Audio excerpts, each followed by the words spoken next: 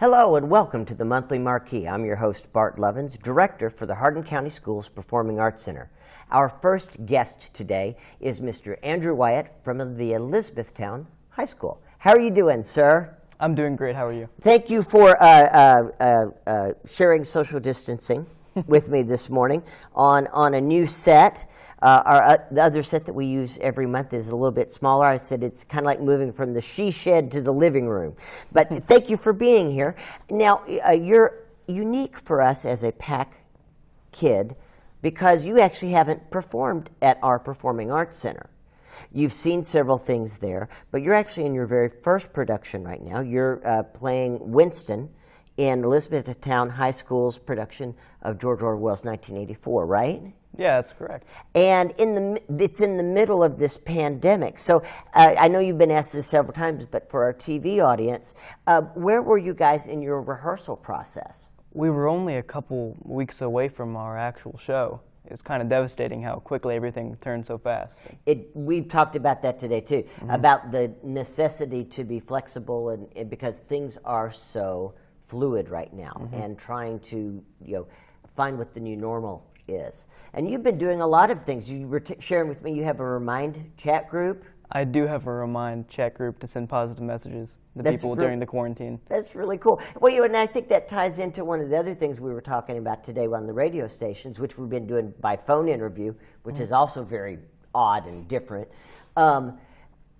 One of the reasons that you got involved in this particular production is your love of the novel and your desire to go into psychiatry.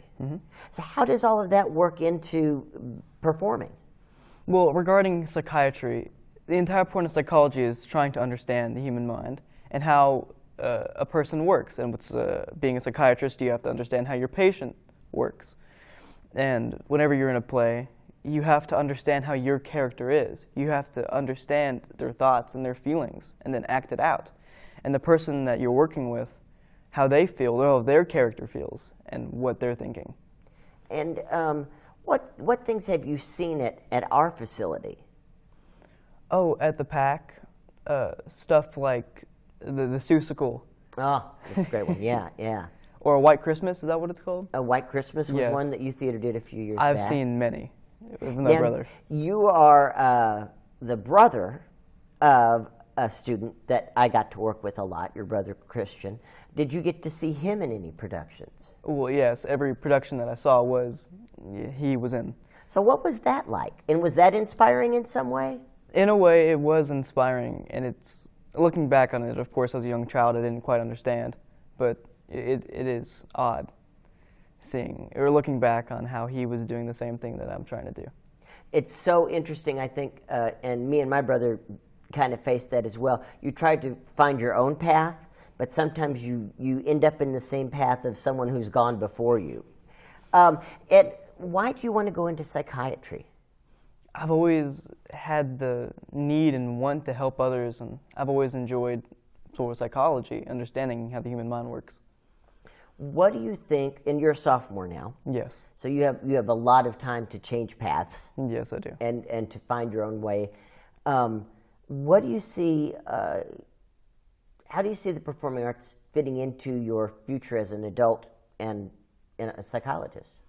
Well, I think performing in these plays will actually help me understand, or help me improve my skills at understanding how another person works. In the long run, of course, if I do continue to pursue my psychiatrist career, I think it'll help me understand other people. One of the things that you shared this morning I wanted to touch on as well is you said you wanted, and I'm going to say this incorrectly, so please correct me.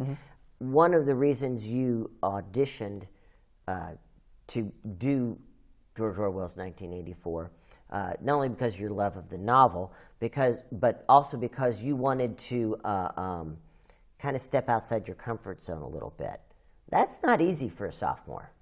What gave you the gumption to do that? Honestly, I have no clue. I've just thought it was the right thing for me to do to improve myself. In what way? Well, I think being open and talking in front of large amounts of people, I think that's a very important skill for people to have, and being comfortable with talking in front of others.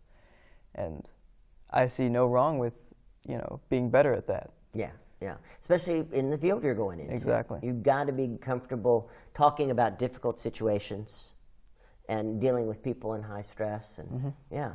So I know that things are kind of on hold right now with your high school's production of George Orwell's 1984. What would you like to see happen with that production? I would like to see this play continued at some point in time. I think it may. And what I would not like to happen for it to just completely stop, of course, shut down and never continue, but I would very much enjoy seeing this play continue in the future, whether it's a couple months, maybe even a year, I don't care. Who knows? Exactly. Yeah. One last question for you, because I having directed a production of George Orwell's 1984 a few years ago, I would be interested from your perspective how that story correlates, corresponds, contradicts what we're going through right now as a country.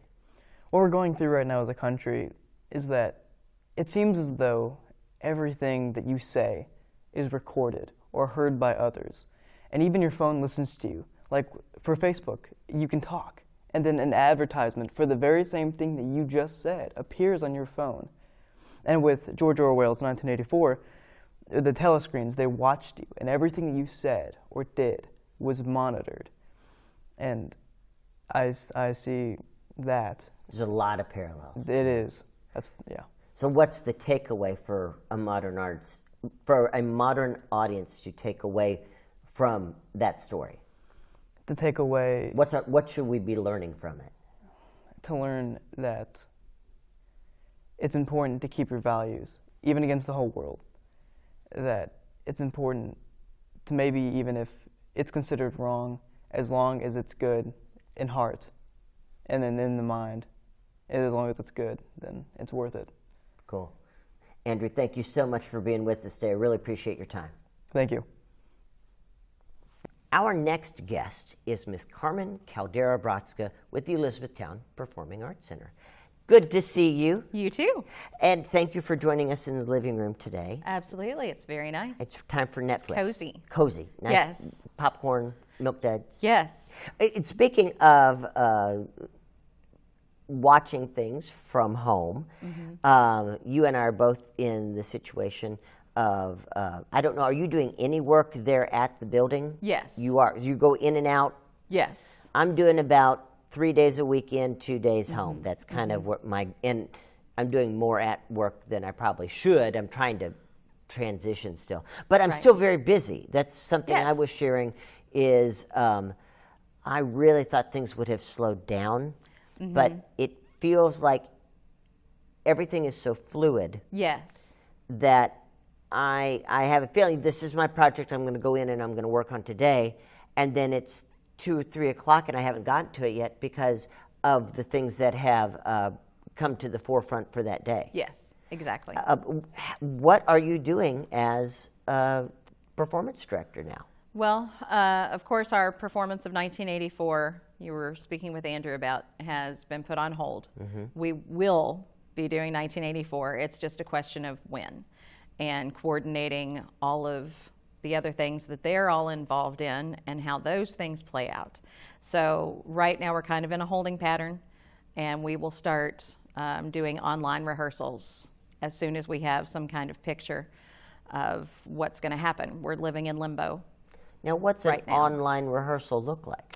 Well, we will use Google Meets or Google Hangout or whatever one I'm happy with that week, because this is all still discovering. We're still trying to figure out what works best and how I can see everybody at once and muting microphones, and it's this whole technical world that is completely different from technical theater. Yeah. But discovering. So everybody will dial in and we will run the show as best we can and just try to fine tune the things, because we were days from Tech Week. We were ready. So it was hard packing up the props and the costumes and putting them away for however long. But I kind of went into summer mode, cleaning, putting things away, getting things organized. And so that has been a big chunk of what I've been trying to do. Yeah, we've been doing a lot of that as well. Getting around to those tasks that, as I'm sure you know, one of these days we've got to do A, B, and C. Yes. But when you're busy and you're going from one production to another production, Right. those things get knocked down the to-do list. Yes. And for the worst of reasons, we're actually getting around to getting some things done that have been put off 10 years. Yes. So there's a silver lining to some of this. There are. And that's where my focus has tried to be, is on, if I can't find a silver lining, I'm going to make a silver lining. And speaking of silver linings, you were telling me right before we started to record about the Scooby-Doo art piece that you're doing. Yes. Talk about a silver lining. Yes. There is a new Scooby-Doo movie that was slated to come out in May. Have no idea when it's actually going to come out, but we are doing an art contest for students pre-K through 12th grade in the Elizabethtown Independent School System to do their artwork of their favorite part of Scooby-Doo, whether it's the van or Scooby or the gang or whatever. And then the winners will hang at some point in the lobby of the Crown Point Theater.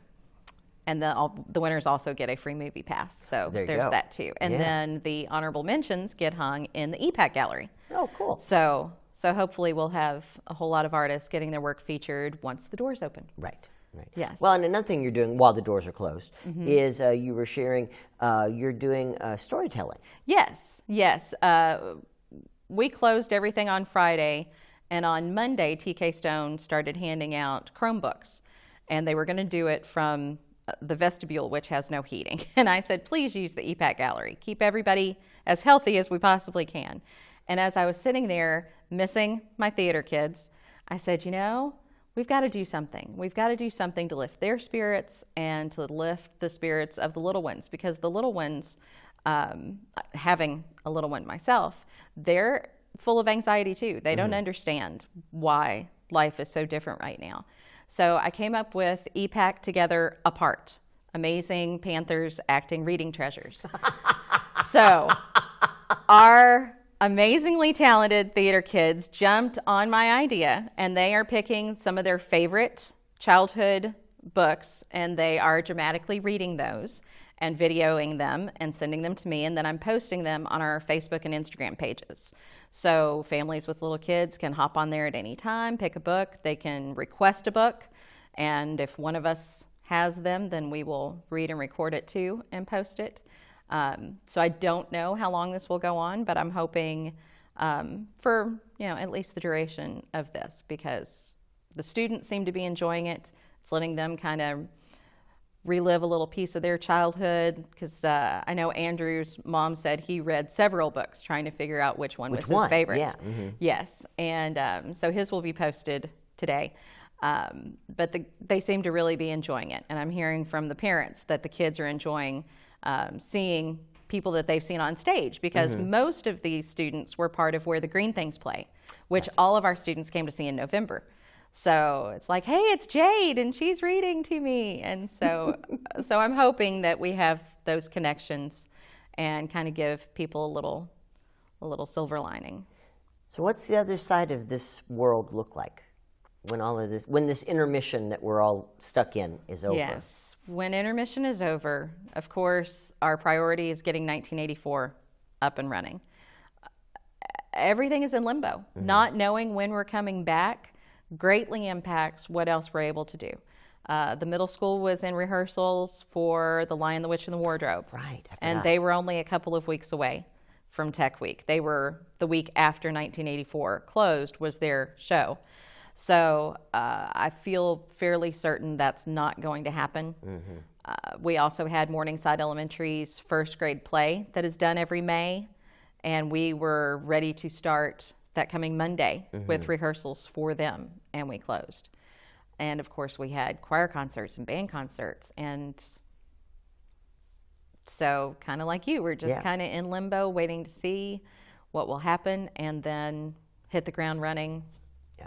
when they say we can. Well, as we've been talking, you have a lot going on while you're in limbo. How can Yes. people find out about what they can be doing right now? The best place is our Facebook page, Elizabethtown Performing Arts Center. Our Instagram page is up and running more so than before because our students tend to use Instagram over Facebook. So my 1984 cast instructed me that I needed to get the Instagram running equal to the Facebook. And so that has been another thing that I've been trying to figure out. And they have been helping me when I That's great. send a text to the group, help, I can't figure this out. 3 or 4 of them are like, what do you need? What do you need? We'll figure it out for you. So it's been a learning curve. But Facebook and Instagram, Elizabethtown Performing Arts Center, is the best way to find out what is going on. And when we do 1984, we will really need the public to come support them because we spent a lot of money expecting for the show to open, and then it didn't. So we are financially depleted because we expected those ticket sales to make up for what we did. And that's true of all arts communities. When this opens back up, they need to swarm the PAC and the Hardin County Playhouse and the EPAC and Kentucky Center for the Arts and the orchestra and everybody. It will be a real important thing to have community support. And I think it will come at a time when people have cabin fever and want to get out of the house. Yes, we can only hope. Thank you, Carmen. Thanks for having me. Please welcome our next guest, Miss Carrie Lewis from the Hardin County Playhouse. Good day. Good day. Good Welcome to, be to the Limbo Living Room. Thank you.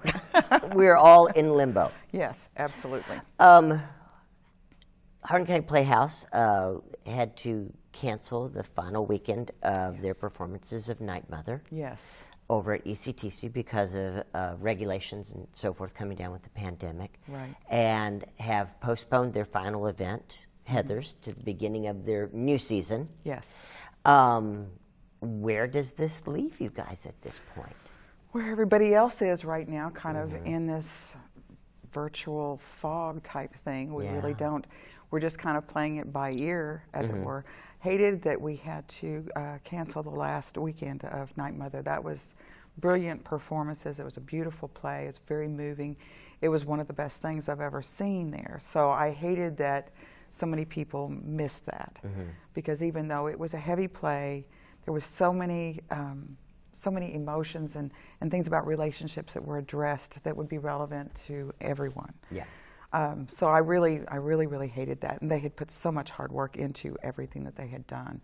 And of course we had to postpone Heathers because of this. We're not sure exactly when all this will be lifted and to what extent. But we are planning June auditions for Heathers, and then that will open August 7th. That's tentative. Sure. So we'll just keep people posted, on our Facebook page and our website as to what's going on. So. And what are you doing in the meantime? Well, I guess everybody's just staying at home and eating. So we're doing, I guess, the best we can. A lot of our folks are on Facebook and they're doing mini performances and songs and dramatic readings and stuff to try and allow that creative outlet and so forth. But we're still just trying to get through this. And of course, this was the beginning of our big push for fundraising for our new facility and for the next season and stuff. And that's just, the brakes are on, and not really sure what that's going to look like by the time we get through this, because there's going to be a lot of folks that are uncertain about how they're going to navigate in the following months after this is all over with. And it's so interesting how things will strike you at different points, the way your memories work. But it really hadn't dawned on me until I'm just hearing you talk right now.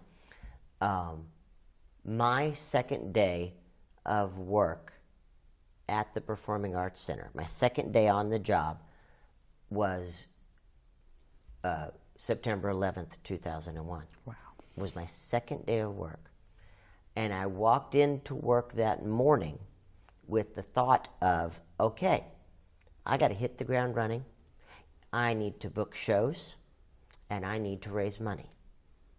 And by 9:30 that morning, I could do neither of those things. So what do you do? You know, and so I hadn't really equated the parallels between then and now, and how much better situated we are now as a community of performing artists than we were then. Right. We've come a long way. We have technology at our fingertips that allows us to keep creating. We have the ability to reach our patrons other than through face-to-face conversations and regular mail. We have so many ways to still share stories and stay in contact. It's just very interesting to think about the parallels between and the now and then, differences. and the things that we can do. We miss our volunteers something terrible. I mean, they were our lifeblood. Right. And Diane, our secretary, has been calling them on a weekly basis just to check in, just to say hi, how are you doing? And it seems the least that we can do. You know, this is that time where, as much as we need help and support from the community, that we find ourselves as the group of people, because we have such a core of volunteers, that we as performing arts organizations can help others in some way, even if it's just virtually. Right. Yeah. Exactly. And we're fortunate to have those things at our fingertips now that we didn't have before, and that's very helpful for everybody, especially people who are needing to hear some positive things, thought-provoking things that take them to a better place in time. Because a lot of what you're seeing in the news and on social media is, a lot of it's negative. It's very tough. You know, so it's very tough. And, you know, I've been coping in different ways. I've been going outside alone with my dog.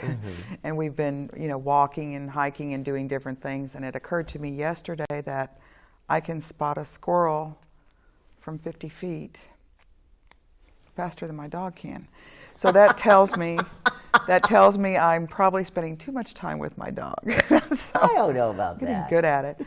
But I find it very invigorating to be outside and see all the things blooming and listen to the birds and all that kind of stuff, because it's restorative to me as well. Because everybody has to kind of restore those spiritual things within them before they can do an output of anything. You don't want to be empty. So you have to, you know, take care of yourself, and it's a strange kind of time to try and take care of yourself, you know, because most people have kind of gotten out of the habit of that. We're very busy and we move along, and now we have to stop and think, now how do I take care of myself, and how do I spiritually recharge, and how do I restore my faith in humanity and all good things, you know, under these circumstances. And in times past, you know, you would see musicians and you would see actors gathering and putting on an impromptu performance, and the crowd just, you know, they just feed off of that wonderful, loving energy. And we can't do that now. And virtual is a little different. You know, it's not quite the same as being, you know, closer than 6 feet. So, you know, there are some challenges, and we're going to learn a lot from this. I don't think you can go through a difficult period. If you're not learning something, then you're going to have to go through it again. Right. Because this is how we learn, is by going through the tough times. The thing that's concerning with, like the Hardin County Playhouse right now is, you know, we basically don't have an income, but we still have an overhead. So, and I don't know if anybody will defer that or not, but we have always been people that survive some of the most extraordinary circumstances. And we need to pull together and just make sure we all do that and support one another. Well, we will see you after this intermission. Absolutely. Thank you. 'Cause you got to love it, yeah. So, time. 'Cause I'm moving on the groove. 'Cause you got to love it, yeah. So, time. Folks, there's no way around it. These are dark days.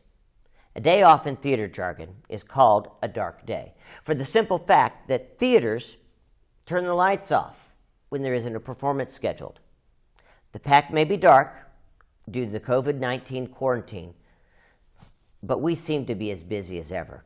The PAC is supporting Hardin County Schools' efforts to provide meals for the elderly, disabled, and those with compromised immune systems. And we have been processing refunds for Hamlet and Sleeping Beauty and working with schools and rental groups to come up with alternative performance options. Spring cleaning is in full swing with the decluttering of our office filing system, a massive painting project inside the theater. I hope nobody out there needs black paint. And some overdue repair work, like replacing our front doorbell. Pre-production is well underway for next season PAC events. The next script is written, and a virtual table read was held last week, and set designs for the Pro-Am musical are well underway. And I just used Google Hangouts for the first time in order to meet with the 2 directing team members of an upcoming collaboration with the Heart of Kentucky Men's Chorus. We've also reconceived PAC to Go as a way to bring the performing arts into the homes of those who can't come to the PAC. Go to our website and learn how you can have free airings of Kentucky Shakespeare productions, MCT play dates, and Sherlock Holmes viewing parties right there in your home. Or you can browse the PAC's YouTube channel.